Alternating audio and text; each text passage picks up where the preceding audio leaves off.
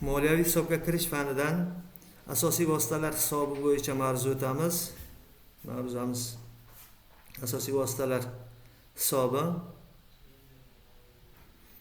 Rejamiz 4 ta rejadan iborat bo'lib, birinchisi asosiy vositalarni turkumlash va baholash tartibi, ikkinchisi asosiy vositalar harakatini hisobga olish, uchinchisi asosiy vositalar va nomoddiy aktivlarga amortizatsiya hisoblashning tartibi va usullari, to'rtinchisi asosiy vositalarni qayta baholash va ta'mirlash hisobi. Asosiy vositalar bu 5-sonli buxgalteriya hisobi milliy standartlarda keltirilgan bo'lib, asosiy vositalarga shunday ta'rif berilgan: korxona tomonidan uzoq muddat davomida xo'jalik faoliyatini yuritishda, mahsulot ishlab chiqarish, ishlarni bajarish yoki xizmatlar ko'rsatish jarayonida yoxud ma'muriy va ijtimoiy madaniy vazifalarni amalga oshirish maqsadida foydalanish uchun tutib turiladigan moddiy aktivlardir. Asosiy vositalar aktiv sifatida qay paytdan olinadi? Agar u korxonada kelgusida aktiv bilan bog'liq iqtisodiy foyda kelib tushishiga ishonch bo'lsa, ikkinchisi aktiv qiymati aniq baholash mumkin bo'lsa. 5-sonli buxgalteriya hisobi milliy standartining 4-bandiga asosan asosiy vositalar bo'lish shartlari. Birinchisi, 1 yildan ortiq xizmat qilish kerak. Ikkinchisi, o'z qiymatini mahsulotdan narxiga o'tkazib borish kerak. Uchinchisi, qiymati eng kam ish haqining 50 baravardan yuqori bo'lishi kerak ekan. Kelgusida o'zi bilan bog'liq foyda keltiradigan vositalar bo'lishi kerak ekan. Asosiy vositalarning tasniflash belgilari bo'yicha. Birinchisi, ishlab chiqarishdagi ishtirokiga ko'ra asosiy vositalarning turlari: ishlab chiqarishdagi asosiy vositalar va noishlab ishlab chiqarishdagi asosiy vositalar. Ikkinchisi, ishlab chiqarishning borishiga ta'sir ko'rsatuvchanligiga ko'ra faol ta'sir ko'rsatuvchi asosiy vositalar, nofaol ta'sir ko'rsatuvchi asosiy vositalar.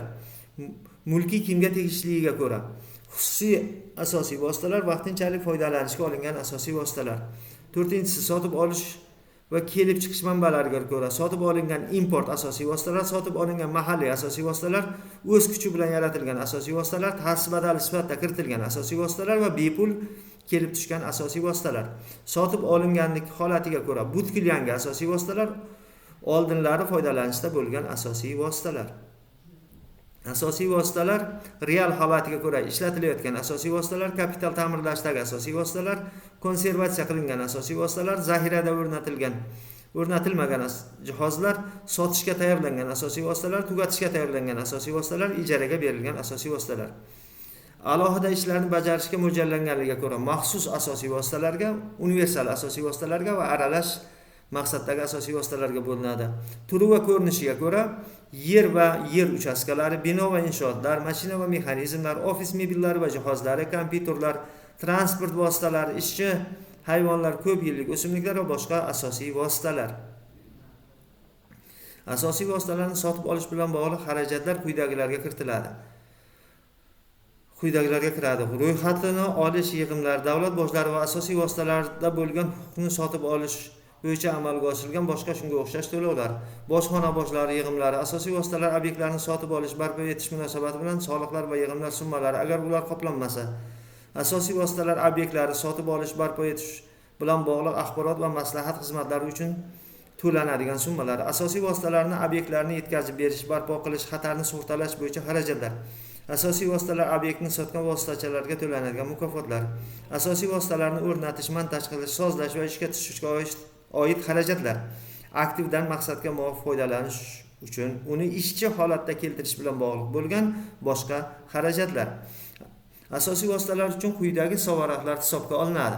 0110 yer, 0111 yerni obodonlashtirish, 0112 moliyaviy ijara shartnomasi bo'yicha olingan asosiy vositalarni o'zlashtirish, 0120 bino inshootlar va uzatuvchi moslamalar, 0130 mashina va asbob uskunalar, 0140 mebel va ofis jihozlari, 0150 kompyuter jihozlari va hisoblash texnikasi, 0160 transport vositalari, 0170 ishchi va mahsuldor hayvonlar, 0180 ko'p yillik o'simliklar, 0190 boshqa asosiy vositalar, 0199 konservatsiya qilingan asosiy vositalar.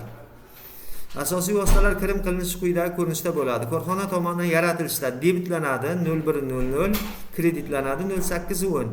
Boshqa korxonalardan sotib olinganda esa debitlanadi 0820, kreditlanadi 6010.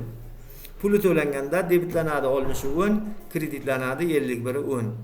Tekinga olinganda esa debitlanadi 0100, kreditlanadi 8530. Asosiy vositalarni muassislar tomonidan korxonaning ustav kapitaliga, ularning ulushi tarzda yoki aksiyalarning haqini to'lash hisobiga kiritilsa 0100 debitlanadi. Kreditda 46.10 schyoti bo'ladi. Asosiy vositalar tarkibiga qonun hujjatlariga muvofiq korxona mulkiga o'tkazilgan yer uchastkalari ham hisobga olinadi. Ko'p yillik ko'chatlarga, yerni tubdan yaxshilashga, ijaraga olingan asosiy vositalar obyektlariga kapital quyilmalar har yili butun ishlar majmuasi yakunlangan sanadan qat'iy nazar hisobot yilida foydalanishga qabul qilingan asosiy vositalarga tegishli xarajatlar summasida asosiy vositalar tarkibiga kiritiladi. Xizmat muddati va qiymatidan qat'iy nazar quyidagilar asosiy vositalar tarkibiga kiritilmaydi. Bularga birinchisi maxsus asboblar va moslamalar, muayyan buyumlarni turkumlab va yoppasiga ishlab chiqarish uchun yoki yakka tartibdagi buyumlarni tayyorlash uchun mo'ljallangan maqsadli yo'naltirilgan asboblar va moslamalar. Ikkinchisi maxsus va sanitariya kiyim-kechaklari, maxsus poyabzallar. Uchinchisi ko'rpa to'shak anjomlari. To'rtinchisi yozuv chizuv anjomlari, kalkulyator, stol ustiga qo'yiladigan asboblar va boshqalar. Beshinchisi oshxona anjomlari va shuningdek oshxona uchun dasturxon sochiqlar. Oltinchisi tiklanish bo'yicha xarajatlar, qurilish montaj ishlari tannarxga kiritilgan vaqtinchalik notyutil inshootlar, moslamalar va qurilmalar. Yettinchisi kamida 1 yillik foydalanish muddatiga ega bo'lgan almashtiriladigan uskunalar. Keyingisi ov qurollari, trallar, to'rlar, qarmoqlar, materiallar, merejalar va boshqalar. Asosiy vositalarning baholanishi. Asosiy vositalar 3 xilda baholanadi. Birinchisi dastlabki qiymat, ikkinchisi tugatish qiymat, uchinchisi qoldiq qiymat. Boshlang'ich qiymat to'lagan va qoplanmaydigan soliqlar yig'imlari, shuningdek aktivni undan mo'ljal bo'yicha foydalanish uchun ishchi holatiga keltirish bilan bog'liq bevosita yetkazib berish va montaj qilish, o'rnatish, ishga tushirish va istalgan boshqa xarajatlarni hisobga olgan holda asosiy vositalarni tiklash, qurish va qurib bitkazish yoki xarid qilish bo'yicha qilingan xarajatlarning qiymati. Qoldiq balans qiymati jamlangan amortizatsiya summasini chegirgan holda asosiy vositalarning boshlang'ich tiklash qiymati.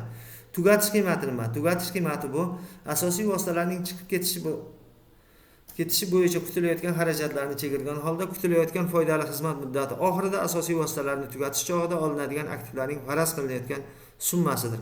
Asosiy vositalarning kelib tushishi. Asosiy vositalar quyidagilar natijasida korxona balansiga kiritiladi. Kapital quyilmalar va tugagandan so'ng tiklangan obyektni qabul qilish, topshirish.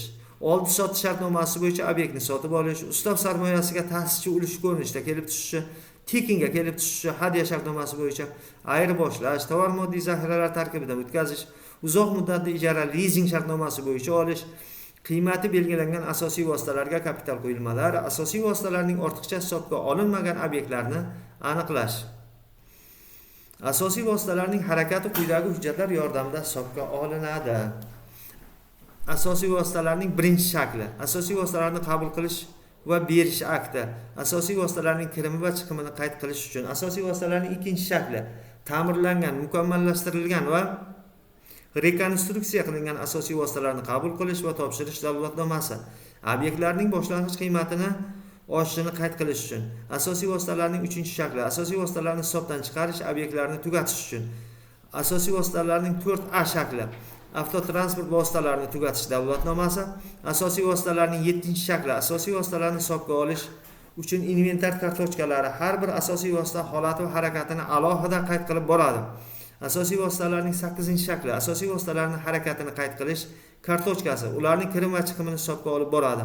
Asosiy vositalarning 9-shakli. Asosiy vositalarning inventar ro'yxati ularni foydalanish joylari bo'yicha hisobni tashkil qilish uchun ishlatiladi. Asosiy vositalarga amortizatsiya hisoblash usullari va hisobi. Amortizatsiyaning o'zi nima? Amortizatsiya bu foydali xizmat muddati mobaynida aktivni amortizatsiyalanadigan qiymatining asosiy vositalarning vazifasidan kelib chiqqan holda mahsulot, ish, xizmatlar tannarxiga yoki davr xarajatlariga muntazam taqsimlash va o'tkazish ko'rinishda eskirishning qiymat ifodasidir. Amortizatsiyalangan qiymat deganda moliyaviy hisobotlarda faraz qilinayotgan baholangan tugatish qiymatini chegirgan holda ko'rsatilgan aktivlarning boshlang'ich tiklash qiymati summasidir. Asosiy vositalar obyekti bo'yicha amortizatsiya ajratmalarini hisoblash mazkur obyekt asosiy vositalar tarkibiga qabul qilingan oydan keyingi oyning dastlabki sanasidan boshlanadi hamda mazkur obyektning amortizatsiyalangan qiymati to'liq qoplangunga qadar yoxud bu obyektni balansdan hisobdan chiqarilgancha amalga oshiriladi. Asosiy vositalarning eskirishi ikki xil bo'ladi. Bu jismoniy eskirish va ma'naviy eskirish. Jismoniy eskirish deganda biz asosiy vositalarning atmosfera